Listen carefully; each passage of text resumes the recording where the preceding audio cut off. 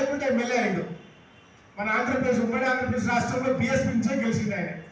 కాబట్టి ఆ వాళ్ళ కాన్ఫరెన్స్ కూడా ఆ టైంలో జరిగిన రాజకీయ పరిణామాలు కూడా మనం తీసుకోవాలి.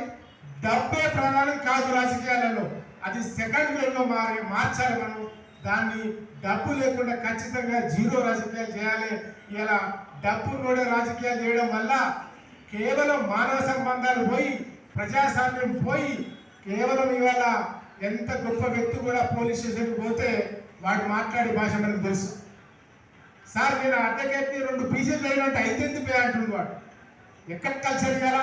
ఒక ఇంటర్మీడియట్ చదువుకున్న కానిస్టేబుల్ ఒక లాయర్ని, ఒక ఎల్ఎల్బి చదువుతున్న వాడిని అయితే కూర్చో మాకని మాకు తెలియదా లాయర్ ఏ పార్టీ తోపులో అంటే ఇట్లా మీ జర్నలిస్టులు అయితే జర్నలిస్టులు అయితే ఇట్లా అంటే ఇట్లాంటి అహంకారపూరితమైన ప్రభుత్వాలు ఇలా ప్రజల్లోకి వచ్చినాయి. ఇది దుర్మార్గమైన చర్య. దీనికి ఖచ్చితంగా పాత్రికేయుల పార్టీ ద్వారా దాన్ని అడ్డుకట్ట వేయాలి. ఈ పార్టీకి ప్రతి ఒక్కరూ సపోర్ట్ చేయడం అంటే దాన్ని ఎత్తిలేసుకొని తిరగాల్సిన అవసరం లేదు. వాళ్ళు ఒక 6 రాసుకున్నారు వాళ్ళ పార్టీ ట్యాగ్ లైన్గా. ఆ 6 విషయాల మీద ప్రజలకు అవగాహన చెప్తే చాలు. వాళ్ళకి మొన్న ఈ మధ్యకాలంలో కాంగ్రెస్ అధికారంలో రావడానికి వాళ్ళ పార్టీ కార్యకర్తలు చేసింది ఏమీ లేదు. నేను ఇప్పుడు చెప్తా ఉన్నా, వాళ్ళు చేసింది ఏమీ లేదు. ఎవరైతే గతంలో ఉన్న ప్రభుత్వానికి ప్రతిపక్షంగా పనిచేసిన వాళ్ళు, జర్నలిస్టులు, ప్రజా సంఘాలు, ఇట్లాంటి పౌర సమాజం మాత్రమే పనిచేసింది. ఈ పౌర సమాజం పనిచేయడం వల్లనే అధికారంలోకి వచ్చారు. ఈ మాట గతంలో అన్న ఇక్కడ ఏదో మీటింగ్ పెట్టి అప్పుడు చెప్పాడు కూడా ఆ విషయం. ఏది తెలంగాణ ఉద్యమకారులకు భూమి ఇస్తామనే విషయంలో అన్న ప్రోగ్రాం పెట్టినప్పుడు నేను వచ్చిన ఆ ప్రోగ్రాంలో చెప్పాడు ఇలా కాంగ్రెస్ గవర్నమెంట్ ఖచ్చితంగా అమలు చేయాలని. ఆ విషయం ఎక్కడే పోయింది, అసలు దాన్ని పట్టించుకున్న నాదునే లేదు. ఎంతసేపు ఢిల్లీకి హైదరాబాద్కు సెక్రటరీ తిరిగితే సరిపోతుంది. మన సహజంగా మనకు ఒక ఆశ ఉంటుంది, ఒక పార్టీ మంచిగా ఒక పార్టీ మారుస్తూ ఉన్నాం.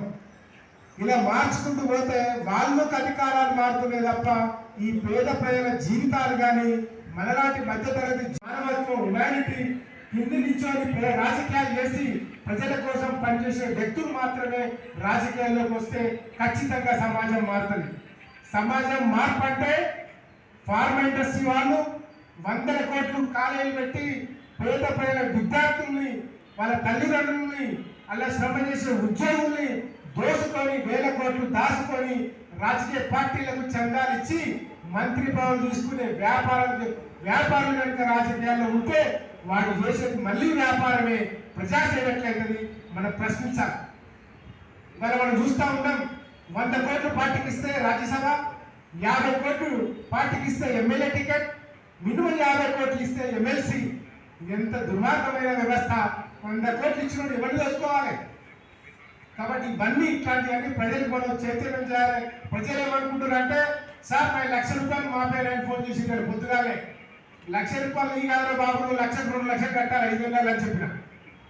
ఖచ్చితంగా కట్టకపోతే నువ్వు లెక్క రాసుకోమని చెప్పాను నేను.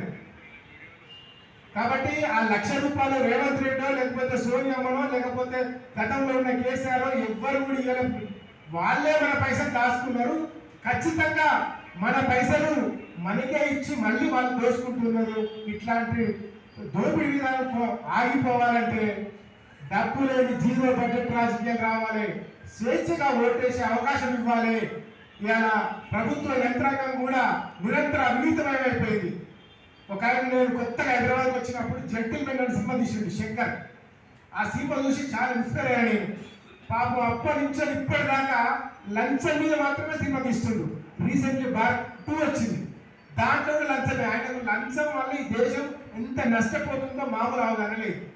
పాపం 30 ఏళ్ళ కాంచెం తీస్తుండు, కానీ లంచం చాలా అద్భుతంగా పెరిగింది. అట్లాంటి నిర్మూలన ఈ పార్టీ చేయాలని కోరుకుంటూ, దాంట్లో ఎట్లాంటి పార్టీ ఇచ్చినా తీసుకొని ఖచ్చితంగా మీతో పనిచేస్తానని హామీ ఇస్తూ అన్నగారికి మరోసారి ధన్యవాదాలు చెప్తూ జై తెలంగాణ.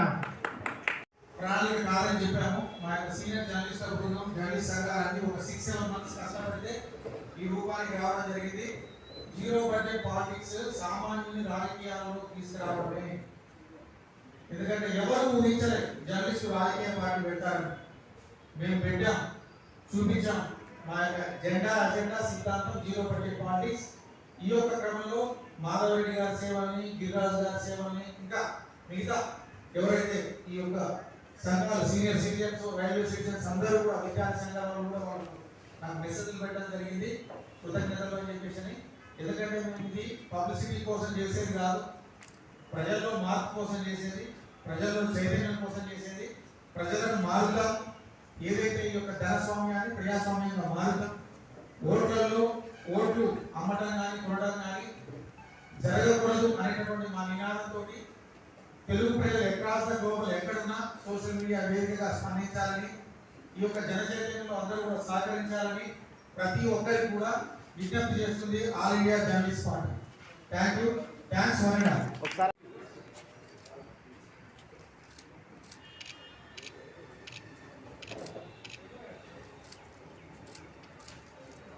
జై జర్నలిజం, జై జర్నలిజం.